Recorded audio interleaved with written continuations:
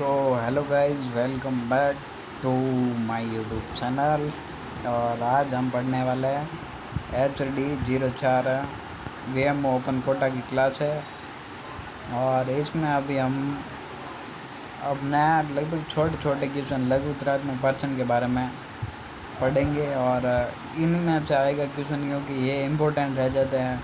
हमें टॉपिक मिल जाएगा तो फिर हम ठीक ठाक लिखेंगे उच्च से मेरे, तो भी वो नंबर आ जाएंगे अपने बराबर।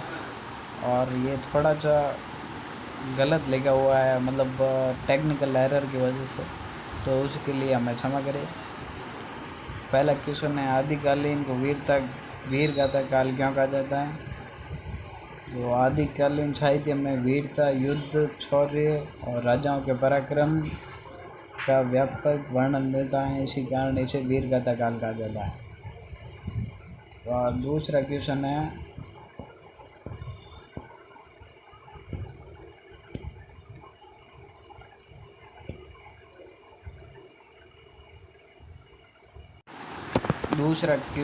भक्ति काल की प्रमुख धाराएं कौन सी हैं? ठीक है, तो भक्ति काल की दो प्रमुख धाराएं हैं, और मैं निर्गुण भक्ति और सगुण भक्ति। निर्गुण भक्ति में जनाच्य और परमेच्य शाखाएँ और सगुण राम भक्ति तथा कृष्ण भक्ति की शाखाएँ मानी जाती है।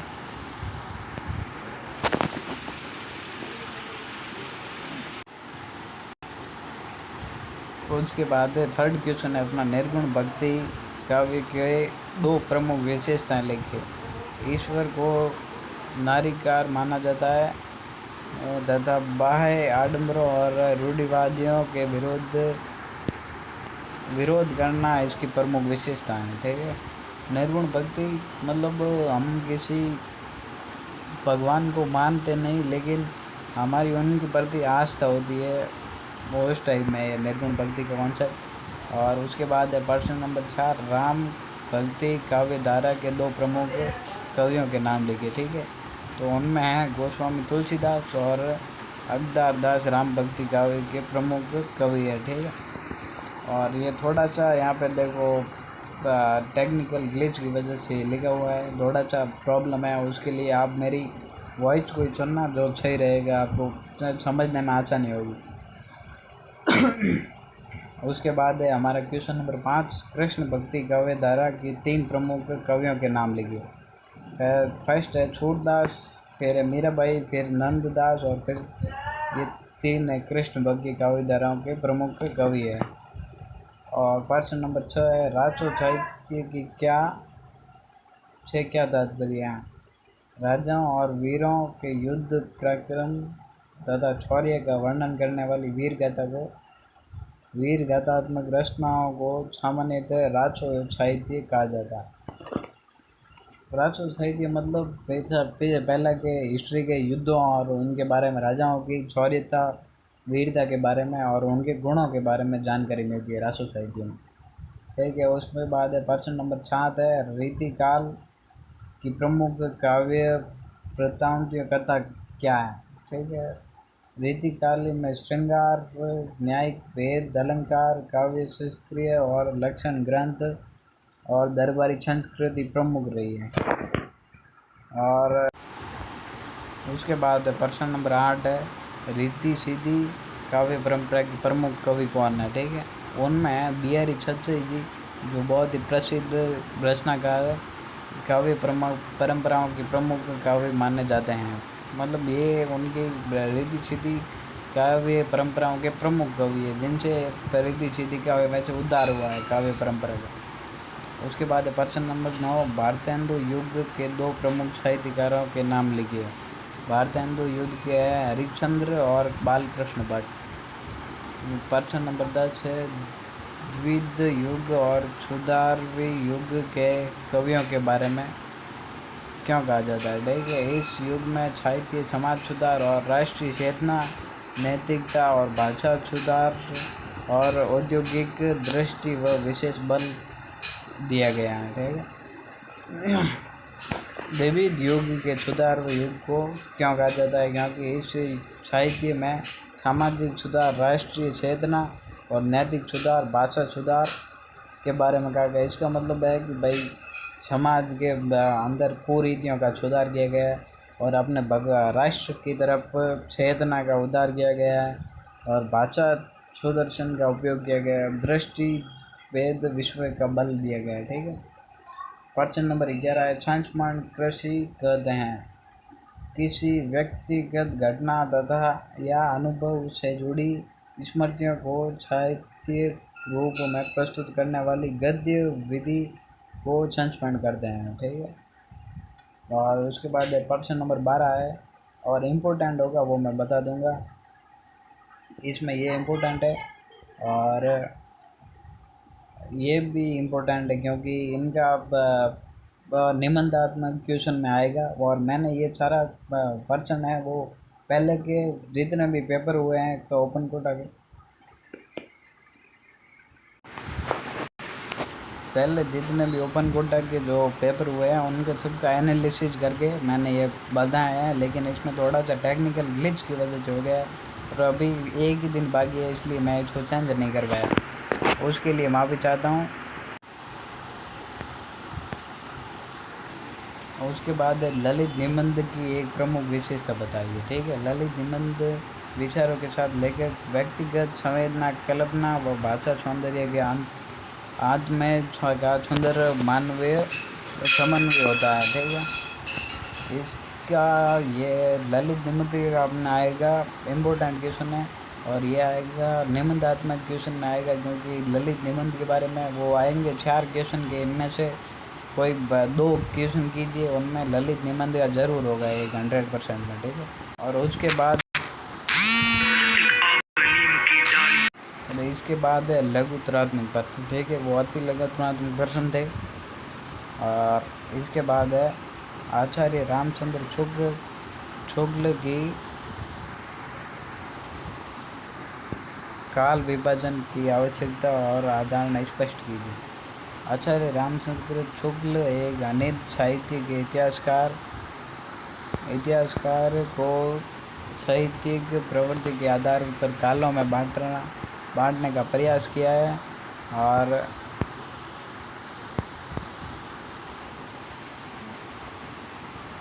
कई उनके काल विभाजन का आधार व प्रमुख साहित्य धाराएं सामाजिक परिस्थितियों तथा रचनाओं का परिवर्तन इसे साहित्य के क्रम कवि विकास को समझने में सुविधा होती है।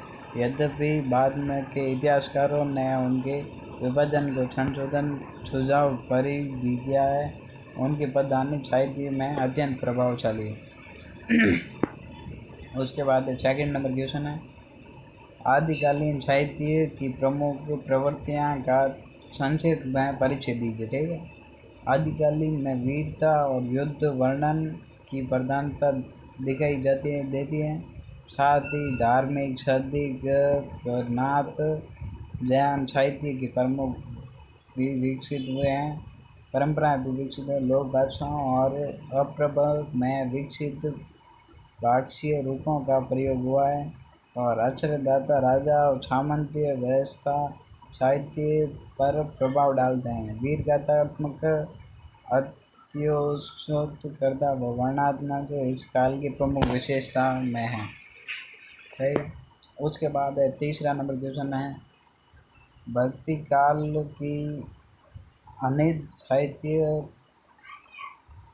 का स्वर्ण युग क्यों कहा जाता है। ठीक है। भक्ति काल को अनित साहित्य का स्वर्ण युग क्यों कहा जाता है। भक्ति काल में कबीर, जायसी, सूरदास, तुलसीदास, मीराबाई जैसे महान कवि साहित्य का व्यापक जीवन से जोड़ा है।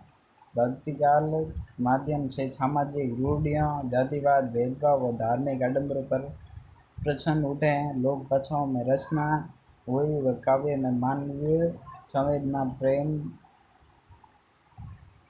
तथा लोक मंगल की भावनाएं प्रबल हुई है। इसमें यही कहना है कि भक्ति काल ये इम्पोर्टेंट है क्वेश्चन, इसलिए थोड़ा ध्यान से देखना। मैं आपको समझा देता हूँ, यहाँ पे थोड़ा सा गलत लिखा हुआ है, 2-3 अक्षर में थोड़ा बहुत शब्द में कुछ प्रॉब्लम है। देखो भक्ति काल को हिंदी साहित्य मतलब हिंदी साहित्य है, हिंदी ये लिखा हुआ है गलती से इंग्लिश में। हिंदी साहित्य का स्वर्ण युग क्यों कहा जाता है, क्योंकि भक्ति काल में कबीरदास, जायसी, सूरदास, तुलसीदास तथा मीराबाई जैसे महान व्यक्तित्व हुए कवियों तथा साहित्यों इनके द्वारा पुराने समाज में रूढ़िवादी सोच, जातिवादी भेदभाव व धार्मिक आडंबर जैसे लोक प्रदर्शन में सुधार हुआ है और लोक भाषाओं की रचना और काव्य मानवीय संवेदना में प्रेम तथा लोक मंगल की भावनाएं प्रबल हुई है। और उसके साथ है क्वेश्चन नंबर 4। इसमें है कबीर की काव्य भाषा और विचारिक धाराओं की विशेषता बताई। कबीर की भाषा शुद्धोकड़ी व मासीरती लोक भाषा के रूप में मानी जाती है। उनकी भाषा सरल, तीखी और व्यंग्यपूर्ण है। उन्होंने निर्गुण ईश्वर की उपासना, गुण गुरूर व महत्व तथा आत्मजन्य पर बल दिया है तथा जाति पाति पाखंड और बाह्य ब्रह्म आडंबरों का विरोध किया है। इसमें कबीर की ये कहना क्या है कि भाई पहला की रूढ़िवादी सोच और बाह्य आडंबर को उसे कहते हैं जो जैसे कि बाहर चाहे कुछ ढोंगी बाबा वगैरह उनके जाल में फंसने के बारे में यहाँ पे किया है, कबीरदास ने वर्णन किया है। सूरदास के काव्य की प्रमुख विशेषता सुस्पष्ट कीजिए। यहाँ पे सुस्पष्ट है, थोड़ा सा गलत लिखा हुआ है। सूरदास कृष्ण भक्ति शाखा के महान कवि हैं और उनकी काव्य में वात्सल्य और सृगर का आत्मीय मार्मिक चिंतन मिलता है।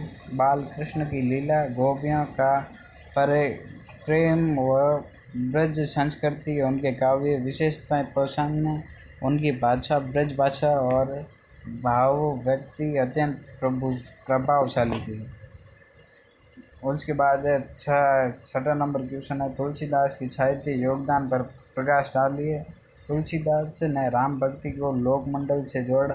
रामचरित्र के आदर्श परिवार, समाज और शासन की कल्पना प्रस्तुत की हुई। उनकी भाषा में अवधी और ब्रज भाषा दोनों का प्रभाव मिलता है। भक्ति नीता, लोक जीवनी तथा मानवीय सौंदर्य समन्वय उनके साहित्य की विशेषता है। और उसके बाद 7 नंबर क्वेश्चन है, छुपी प्रेम काव्य परंपरा की विशेषताएं लिखिए। ठीक है, छुपी काव्य में लोक की प्रेम के माध्यम से अलौकिक प्रेम की अभिव्यक्ति की जाती है। जैसे कि लोक की प्रेम मतलब लोगों के आपस के प्रेम और भगवान के प्रेम की बीच में तुलना की गई है। और प्रेम विहीर साधना और आत्मसमर्पण इसके प्रमुख तत्व हैं। जायसी की पद्मावत इस परंपरा की प्रदर्शनी रचना है। इसमें प्रतीकात्मक और आध्यात्मिक अर्थ की प्रधानता है। और जायसी इसमें इम्पोर्टेंट है क्योंकि जायसी ने पद्मावत नामक एक किताब वो पुस्तक लिखी थी जो मेवाड़ के महाराणा रतन सिंह और उनकी रानी पद्मिनी के प्रेम कहानी की बारे में जानकारी देती है। और ये भी काफ़ी इम्पोर्टेंट है क्योंकि पूछा जाता है क्वेश्चनों में। पिछली बार HD 04 में ये क्वेश्चन पूछा गया था।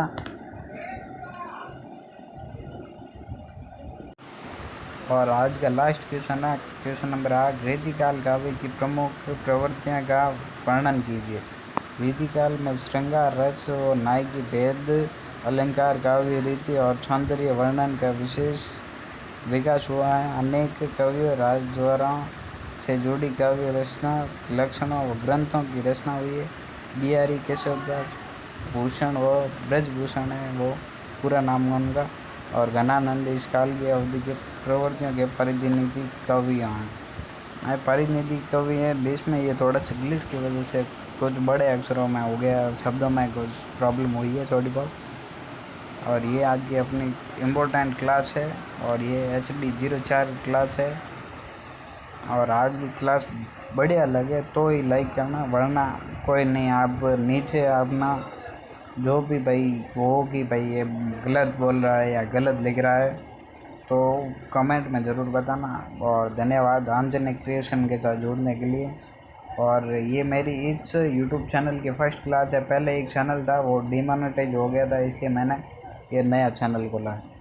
पहले की थोड़ी वीडियो मैंने AI से बनाई थी लेकिन अभी वो मुझे लग रहा है कि तो आपके लिए इतने काम की नहीं है, जबकि ये क्वेश्चन मैंने खुद की मेहनत से और पिछले 2-3 साल के एनालिसिस से बनाए हैं। आपको इन क्वेश्चनों में से बाहर एक भी क्वेश्चन नहीं जाएगा, ये सारे क्वेश्चन आएंगे क्योंकि ये सारे इंपॉर्टेंट क्वेश्चन हैं और ये फिक्स आएंगे। कोई 1% भी चांस नहीं है कि भाई नहीं आएंगे, क्योंकि इन क्वेश्चनों के अंदर से ही बड़े क्वेश्चन बनेंगे और आपके पास थोड़ा बहुत या ध्यान रहेगा कि भाई तुलसीदास की कौन सी कविता है या तुलसीदास का साहित्य कौन सा है, और तुलसीदास किस भक्ति की बात कर रहे थे और उनकी भाषाएं कौन सी थी। जैसे यहाँ पे दिखा है ब्रज भाषा और अवधि दोनों में प्रभाव मिलती है, इसलिए ये सारी चीज़ थोड़ा बहुत ध्यान होगा तो फिर आप अच्छे से लिख सकते हो क्वेश्चन। आज की क्लास बढ़िया लगे तो ही लाइक करना, जिससे मुझे पता चलेगा कि मुझे आगे क्लास बनानी चाहिए या नहीं बनानी चाहिए। धन्यवाद।